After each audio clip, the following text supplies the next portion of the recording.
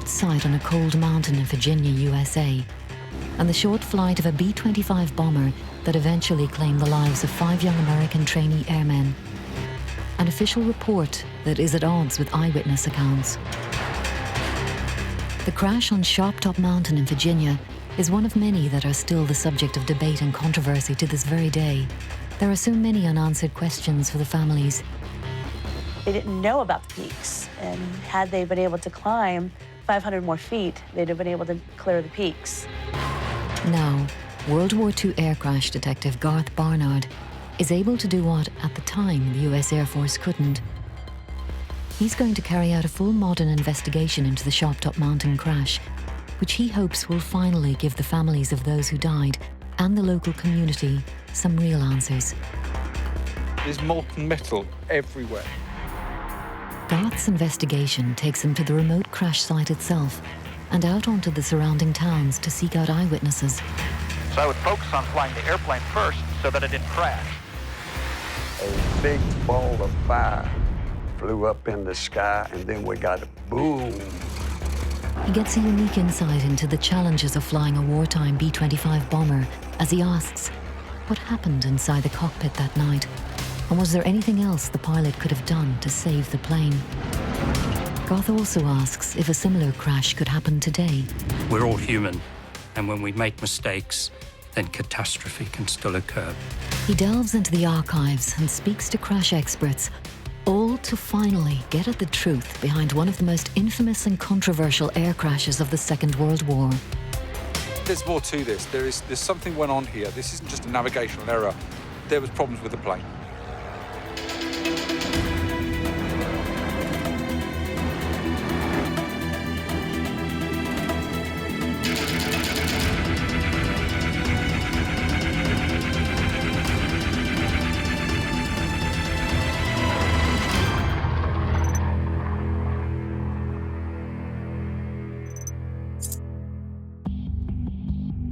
For 20 years, Garth Barnard has been investigating World War II air crashes from his home in Northamptonshire in the UK. Garth's usual cases involve aircraft and crews from the operational training units of the Royal Air Force.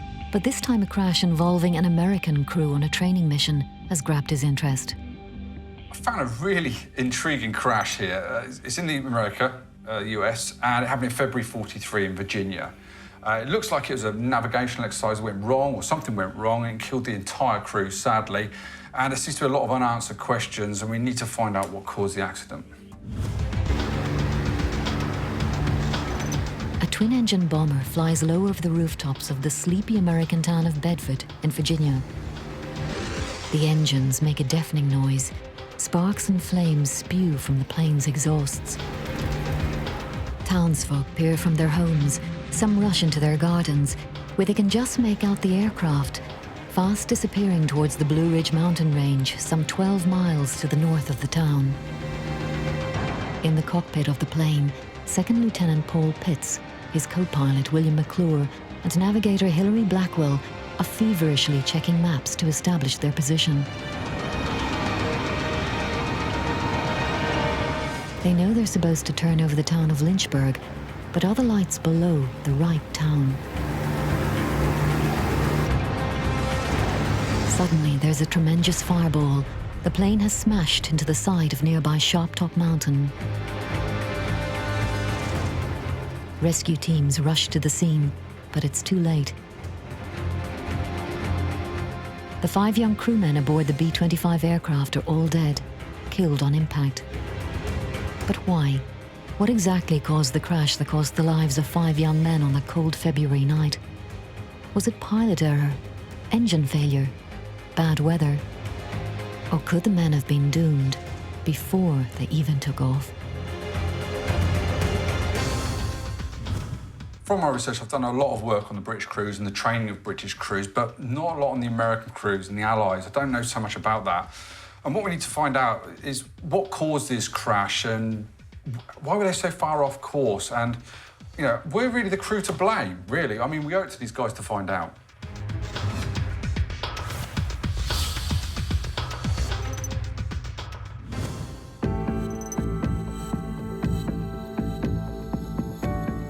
Garth's investigation begins at the Museum of Bedford, Virginia, where local historian Jennifer Thompson tells him more about the fate of the B-25. Was there a lot of aerial activity at the time? Not around Bedford, because there's not any kind of military base in Bedford or any in the neighboring counties. So to have this big plane come overhead, that was very unusual.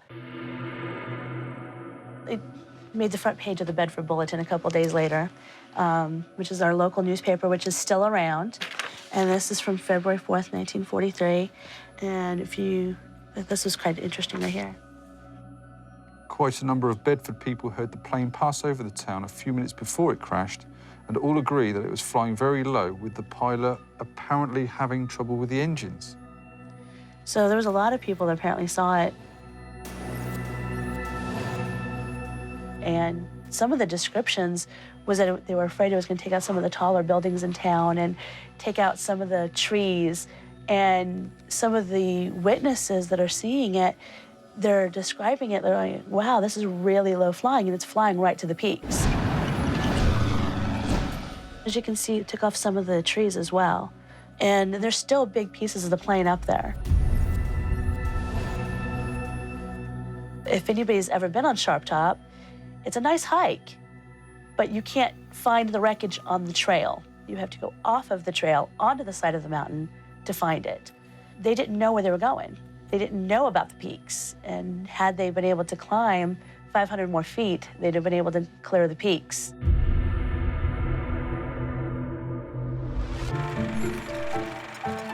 To help him get a wider picture, Garth needs to understand the role of the B-25 in the American war strategy.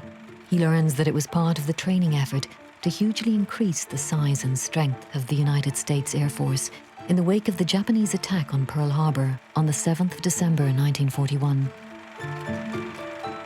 America had seen the effectiveness of the German Luftwaffe in Europe, and with only about 2,500 qualified pilots of its own, it knew when it joined the war that it urgently needed more planes and more pilots. By the autumn of 1943, less than 2 years after Pearl Harbor, the number of trained American aircrew had increased from 2,500 to an extraordinary 93,000.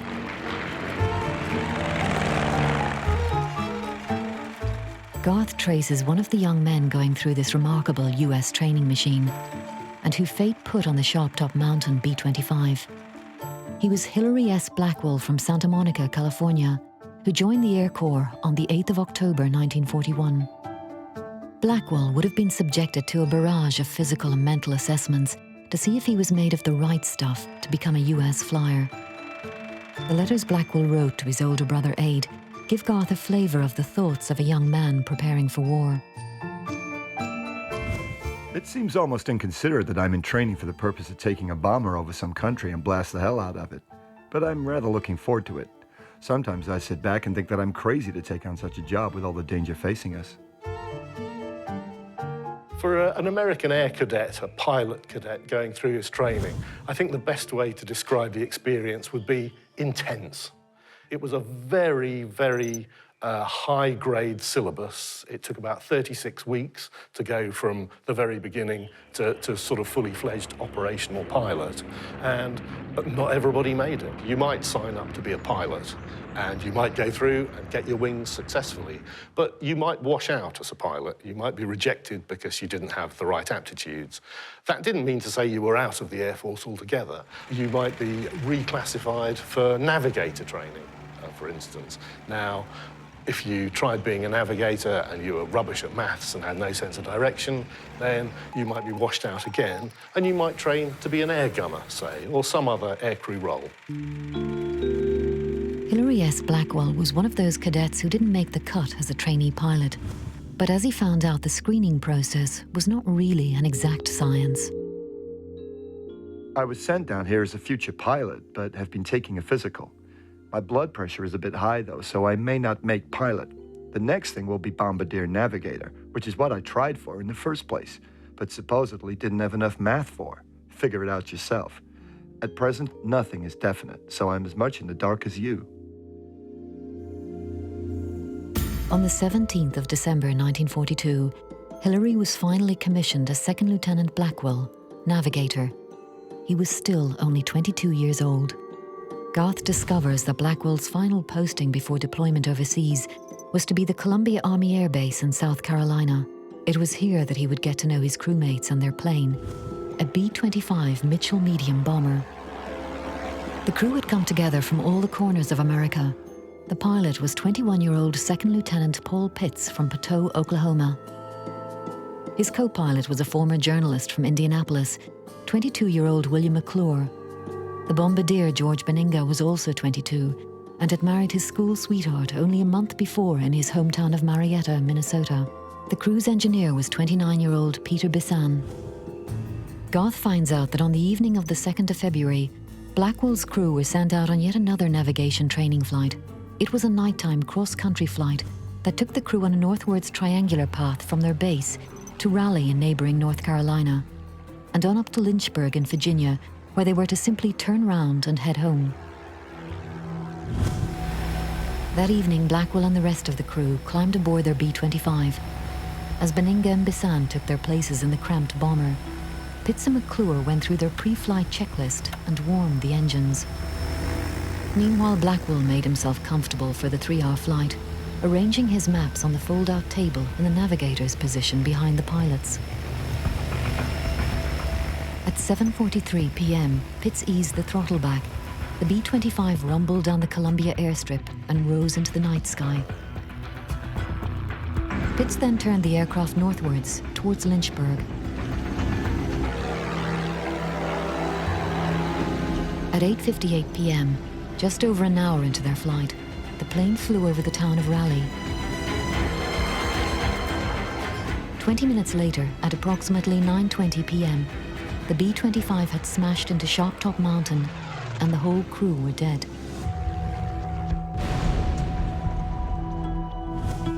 Garth has now to pose one very important question. As Blackwell studied maps of the route before takeoff, did he take note of the hazardous Blue Ridge Mountains that lay 25 miles off course from his intended route? And just how did he and his crew end up there?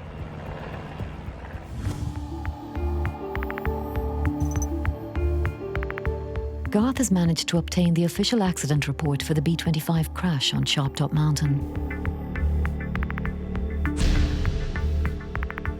The report contains eyewitness accounts and an official narrative of the crash. In the brief narrative of the accident report, it actually states here, and I quote, "Many persons in Bedford heard the plane go over, and most accounts indicated that it was unusually low altitude because of the loud noise. All agreed that the engines were running perfectly," which is a bit of an inconsistency when I've spoken to Jennifer at the museum, and she showed me a newspaper article which actually stated that the aircraft was very low, but it also added that the witnesses said that the pilot seemed to be having trouble with the engines. So, which is it? You know, there's a bit of a contradiction there as to what the problem was.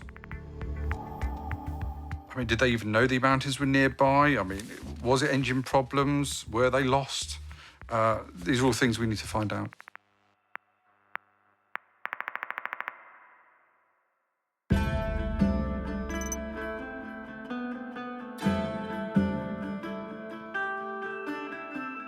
Abe McCulloch is an instructor who flies extensively over the Blue Ridge Mountains.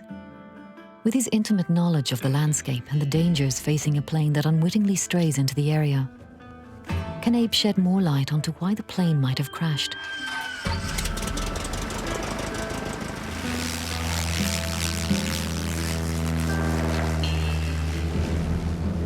If you're flying back in the World War II days, just the lack of navigational equipment was a lot more back then than it is now. If you're not sure of the terrain, the topography, or if your map is old or it's not accurate, and you pick an altitude or you get off course, and if you can't see it because it's night, then potentially you could run an airplane into the mountain.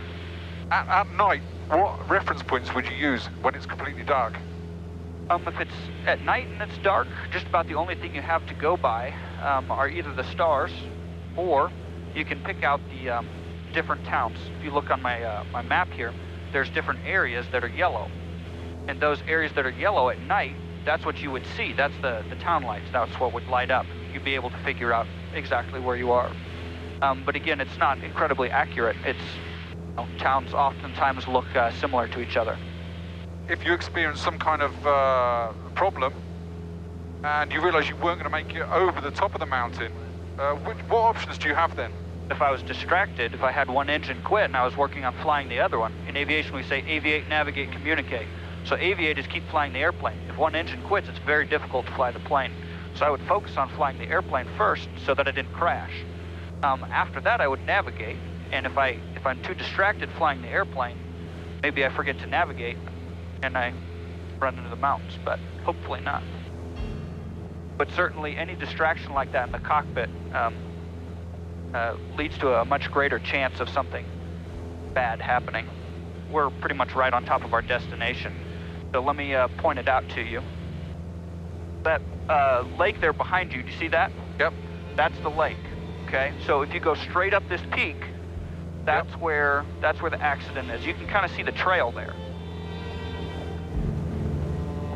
As Garth gazes out over the Sharptop Mountain crash site for the first time, he now knows that flying in the area was always going to be very hazardous, particularly for an inexperienced crew. But how could they have become so lost? Even though it was a nighttime exercise, the accident report confirms the weather was fine with clear visibility, which meant that Blackwell should have been able to use the stars and the lights of towns as visual cues to keep the plane on course. If the weather was perfect for flying, then there should have been no reason for the plane to fly so low to check their position. Garth considers an alternative reason. Could engine trouble have been the cause? To help him find out, Garth must first discover if the B-25 was a reliable aircraft.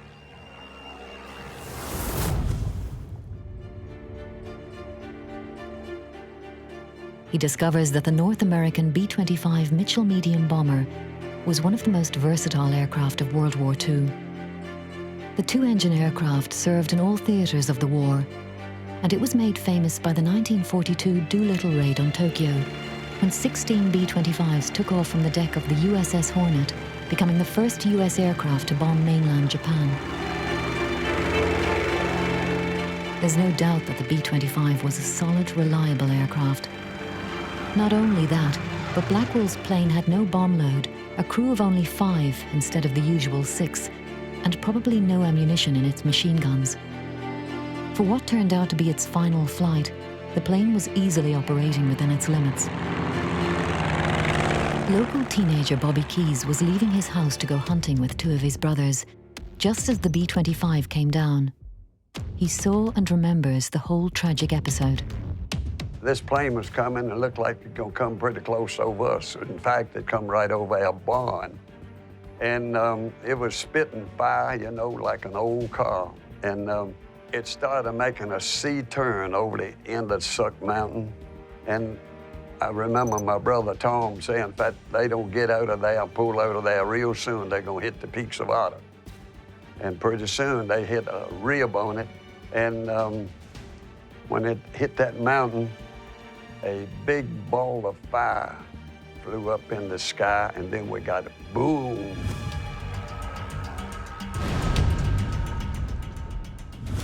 In a few seconds, another big ball of fire went up, then we get another loud boom sign. My understanding, they flew out of Carolina, and the plan was they're supposed to turn over Alta Vista, which don't have no mountains they didn't have to worry about running into if they'd have just made the turn over Alta Vista. Garth is fascinated by this new theory. Alta Vista is a small town 25 miles to the southeast of Bedford and 35 miles away from Lynchburg, the B-25's turning point. Is it possible that Blackwell and his crew mistook the lights of Bedford for those of Alta Vista? The immediate surrounding area is certainly relatively flat, and the crew would not have been expecting any mountains between that town and Lynchburg. Does this explain why they flew straight into Sharptop? And Keyes introduces another fascinating possibility, something that is at odds with the official report. Could weather have actually been a factor? I would say it probably had a whole lot to do with it, because it wasn't no stars shining in the sky. It was clouded over, you know. And possible, we could see the outline of the mountain, but I'm not sure we could see the very top of the peaks of Otter ourselves. Was there anything about the aircraft, when you saw it fly over, that seemed unusual? Yeah, it was so low, you could see it was somewhat light in the cockpit of that plane. And the plane, like I say, it was backfiring, and sparkles was coming off of it. I don't know whether it was exhaust or not. I'm assuming it was. But I've often wondered why they were so low. And listening to that plane, maybe they just couldn't do no more. Couldn't get it to rise up, you know.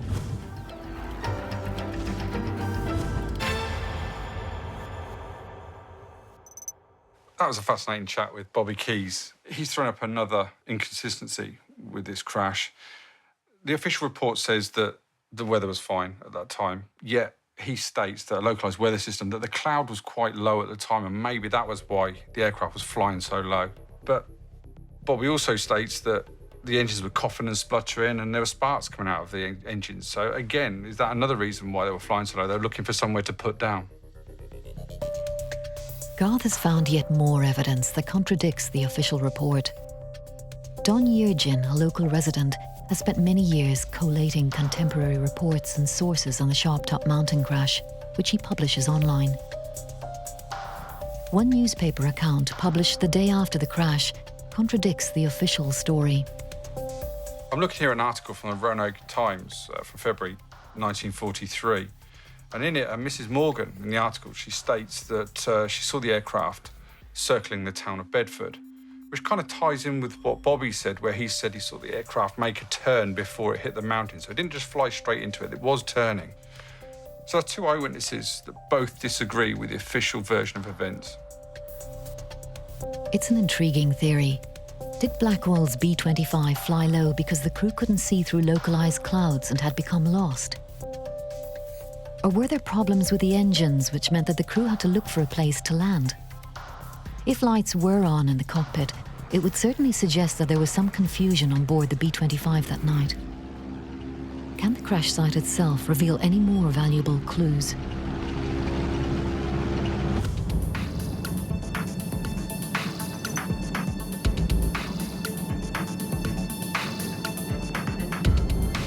Sharp Top Mountain sits on the very edge of the peaks of the Otter Mountain Range that rises up steeply from the flat land that surrounds Bedford, which lies 12 miles to the southeast. A path to the summit snakes up the western side of the mountain, but the crash site itself is approximately 1,000 feet below the top. To reach it requires dropping off the marked track and descending down the sheer eastern face until the scattered wreckage is found. With a recent snowfall and no local guide willing to tackle the icy conditions, it's going to be an extremely difficult, if not impossible, location for Garth to find.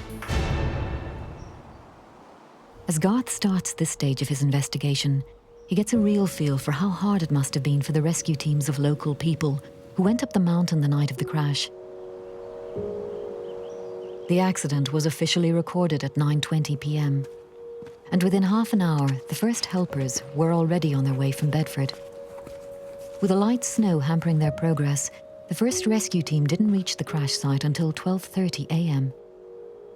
June Good's husband was one of the men that went to help. I can remember that he told me he went up there as a member of the crew, and it was a hard climb. It's a rocky mountain. The odor of the burning bodies was just dreadful. He also told me that they lost right many of the crew because they couldn't get up the hill. There was debris from the plane all over the side of the mountain there. They had to bring the bodies down, and they were slipping and sliding a lot. He just didn't like to talk about it. He said it was a dreadful thing. The local volunteers toiled all the next day in the treacherous conditions and by 4 a.m. on the 4th of February, they had finally brought down the last of the 5 bodies. There it is. There it is. There it is. That's the engine. That's it. Can you see that? The first evidence Garth finds at the crash site is one of the bomber's 1,700 horsepower Wright Cyclone radial engines, which had been embedded into the mountainside for the last 70 years. This is definitely B-25 radial engine. And just look at this. Look at this molten, where it's melted here. This area here, this section, look how, where it's been melted from the vast heat, which again confirms the fire.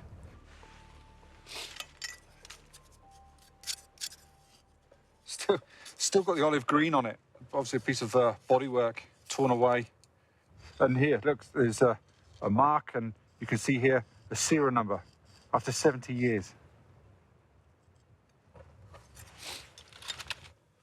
The wiring on these secured nuts here is so shiny, it's like it's put on yesterday. And these are secure here, but these have just been pulled out by the destructive nature of the impact. It's just amazing to see, absolutely amazing. There's more wreckage here. You can actually see it here, the twisted wreckage here. On the side of the mountain is a vast sea of tangled metal that stretches far down the peak. In the original report, a large debris field of approximately 600 feet was recorded. But over time, the wreckage has moved position, with some pieces gradually working their way down the mountainside.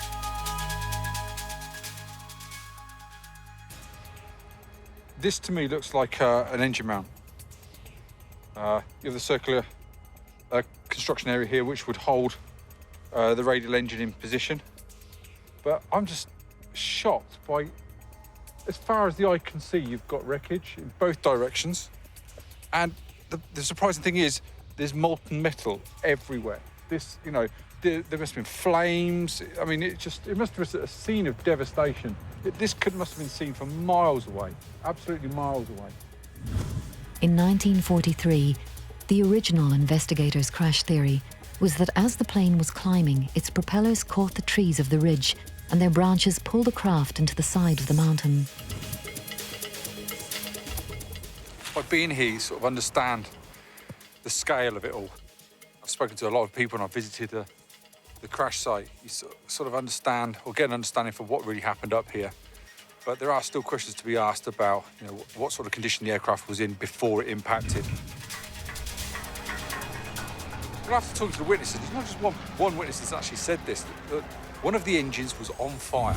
It was making a horrible noise before impact. So there was something going on there. And even though the official data suggests that the engines were running fine and it was all okay, there's more to this. There's something went on here. This isn't just what I consider to be just a navigational error. There was problems with the plane.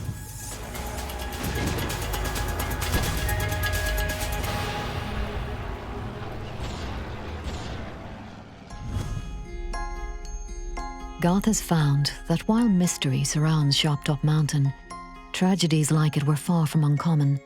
While the dreadful US combat losses in the skies over Europe and the Pacific have been widely documented, less is known about the astonishing number of deaths suffered among young men who are still training to fly. The rush to train air crews resulted in the loss of more than 7,000 aircraft and the deaths of over 15,000 young airmen. If the public at large were unaware of the carnage, the authorities were certainly not, as this military safety information film demonstrates. In nearly every case, disregard of instructions, failure to observe tech orders, flight checks, and weather maps change a happy landing into a scrap that will never get into the scrap. So the Sharptop Mountain crash was certainly not an isolated tragedy. Buried in the official crash report, Garth Barnard has found an extraordinary series of transcripts that record telephone conversations on the 4th of February between Major Reed, the officer trying to clear up the crash, and other local military officers and police in the area. From the transcripts, Garth learns that although the B-25 crash was the worst, it was one of 3 that had occurred locally that night. Cleveland and his colleagues were obviously aware of the dangers. Okay, we've had 2 crashes here at the base since yesterday. Plenty of this going on. All we can do is send in a lot of recommendations. Yeah, we got to do something. They're starting to extend the runways here now. If this had happened a couple of weeks later, he'd have been mixed up with all the workmen and more people would have been injured. They're mixing oil with water, but they say this is war. As Garth can see from this brief exchange, the realities of trying to train a vast number of rookie flyers were beginning to hit home. But how difficult were these planes to fly?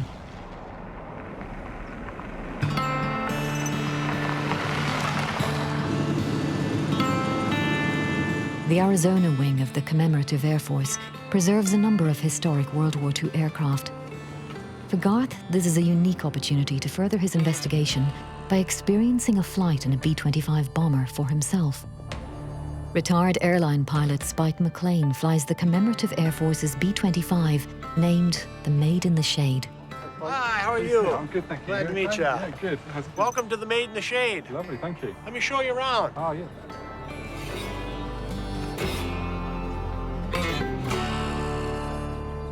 This is a real World War II veteran. It was born in 1943 in Kansas City, Kansas, and it flew 15+ missions over Italy. And it's a bomber, but does it behave like a bomber? It is a bomber, but it was a light bomber, but it behaves halfway between a bomber and a fighter. It's got a lot more fighter in it than bomber. It only had about a 4,000-pound bomb load to it. But where the airplane really shined is in the South Pacific with all the machine guns on it. Low-level strafing, much like the A310 Warthog it does today. What's it like to be in this aircraft and to fly this aircraft? The aircraft is very fun to fly. It's very, very maneuverable. It's very quick. It's got a lot of inertia. Very, very responsive for a pilot standpoint. How about we just go for a ride? Okay, sounds good.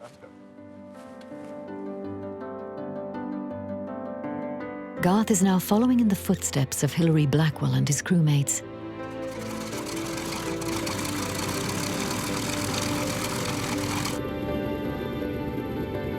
Can his flight help answer the questions about the flames seen coming from the engines of the B-25 over Bedford?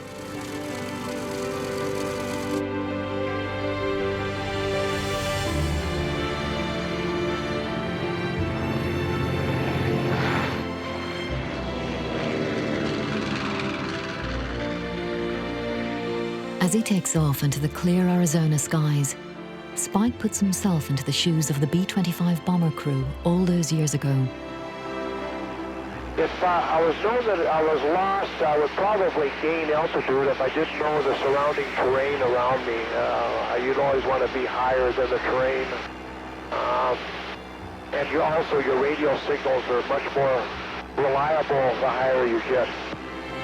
Radio signals were a key tool for a World War II pilot. In addition to communication, a device called an automatic direction finder was able to trace the strength of a signal from a given radio source to confirm a plane's exact position. Could the mountains surrounding Bedford have interfered with the plane's equipment? The radio signals are all kind of line of sight, and if you're behind a bunch of terrain like the mountains up ahead here, we would not be able to hear that signal as well being low as we would if we were up high and could see that. It's because the signals are line of sight. And would there be, when the engines are running, you'd see like flames or sparks coming from the engines whilst it's flying? Not during the daytime. The exhaust exits ports directly out the cylinder, so at nighttime, yes, you will see quite a bit of flame and not really so much sparks, but the engines glow quite well. All the cylinders have got, looks like fire coming out of them. At night only. If one engine failed, is the aircraft quite happy to fly on one engine? Well, you betcha. After the engine, if an engine fails, it's quite capable of flying on one engine for an extended amount of time. The only thing that would is if the aircraft gets slow for any reason and gets below 145 miles per hour, it doesn't have any control after that low of a speed. What is the turning circle of this aircraft? Well, the radius is quite sharp on this airplane if you want it to be quite sharp. Some of the passengers on here right now probably wouldn't like me to show you, but it's enough to make you very uncomfortable. I could turn this thing in a dime. We're going to be taking a turn here in a minute. I'll give you a little example of what the airplane can do. The evidence gathered from Garth's flight on the B-25 seems to answer some of the key questions. It appears that the engine trouble and flames reported by many witnesses on the ground could have been the byproducts of a normally operating aircraft. And even if the plane had engine problems, then it should have been able to easily miss the mountain if the crew had spotted it. As Garth heads back home to England, the evidence is starting to point to a tragic error in navigation. Garth has sent all the evidence he has unearthed in America to air safety expert Gary Wan, a man who has worked in the aviation industry for more than 30 years, to get his assessment. The aircraft was tasked on the navigation sortie at 3,000 feet, which would have provided clearance above terrain for the whole route. But what it didn't take into account was the high ground to the northwest of Lynchburg and, in fact, Bedford. So that altitude that was given to the aircraft for the sortie did depend on the aircrew getting the turns right and turning at the right points. The aircraft may have descended from its cruising altitude to peep down below the weather, even though there was no reported weather at the time. After the accident, there was significant snow at the crash site. So that does suggest there would have been some weather around at the time, possibly close to the hills. If the pilot had seen the hills, he wouldn't have flown into them. There was no significant towns beyond the hills, so he'd be flying to an area of darkness anyway. Next, Gary focuses on the reports of lights seen in the cockpit. Could this have contributed to the disaster? The suggestion that the cockpit lights were turned up so they could see what was going on in the cockpit and probably check the maps, that would also make it more difficult for them to see outside and wouldn't have helped their night vision. It's a well-known fact that it takes about 30 minutes for your vision to return to normal after you've been exposed to bright lights. So even if the lights had only been switched on for a short time in the cockpit and then turned off, the pilot's vision wouldn't have been as good as it could have been. So that would have made it much more difficult to see anything out there, particularly something like an unlit hill or high ground. In modern air accident investigations, the organizations that operate the planes come under the spotlight. In modern terms, was the crew of the B-25 properly supervised? At wartime, there's an acceptance of a degree of risk that you wouldn't accept in peacetime, even in training. And certainly now, with any investigation, it isn't just the aircrew involved in the accident that will come under the microscope. It'll go a long way down, whether it's engineers, whether it's flying supervisors, whether it's other people involved in the flight. And the supervision is an oversight by somebody else to make sure that what you actually plan to do is sensible and safe. And in this case, it seemed that supervision was lacking. The pilot should have presented his flight plan. His immediate supervisor should have looked over it and made any suggestions or changes. And it does seem slightly lacking here, and the altitude the aircraft was given for its NAVX wasn't necessarily safe. The evidence all seems to point to the aircraft being hopelessly lost and flying into a mountain that they didn't expect to be there. Could this happen today? Can the crews of modern airliners become lost and disorientated? Ex-test pilot Chris Roberts has had an illustrious career piloting military and commercial aircraft across the world. How is modern technology supposed to prevent repeats of Sharp Top Mountain? Largely, it's because these days the systems on the aeroplane, the instruments and the navigation facilities are much more sophisticated and far more accurate. For example, you've got the Global Positioning System, GPS, and I think we're all used to having GPS in our car, sat-nav. Now we have the computer-based systems where the entire flight deck or cockpit environment has computer backups to present highly accurate, highly reliable data to the pilots in an easy-to-read form. So the availability of facilities to the pilot is far, far above what it was 70 years ago to the B-25 crew. But even with the very latest technology, accidents can and do happen. It's extremely rare for a modern aeroplane to fly into terrain or a mountain, but of course it does happen. We know that happens, and it's sort of 1 in a 10 million event. And normally it's due to some kind of human failing in that a certain set of conditions not taking into account, or the crew involved or the advisors of the crew failed to give them some critical information.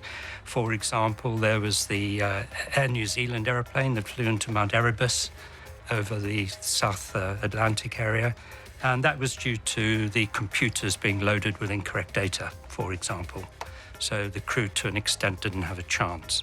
We're all human, and when we make mistakes, if the safety systems aren't there, or you've disregarded a safety system, then catastrophe can still occur, but it's extremely rare.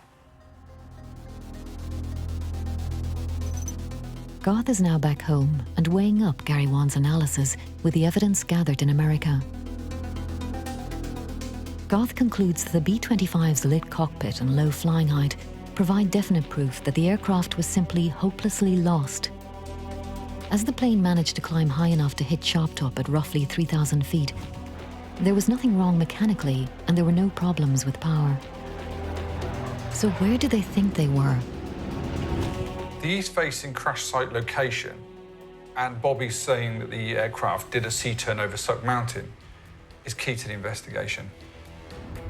Suck Mountain is 8 miles north of Bedford and is 2,178 feet in height. Perhaps Blackwell became confused.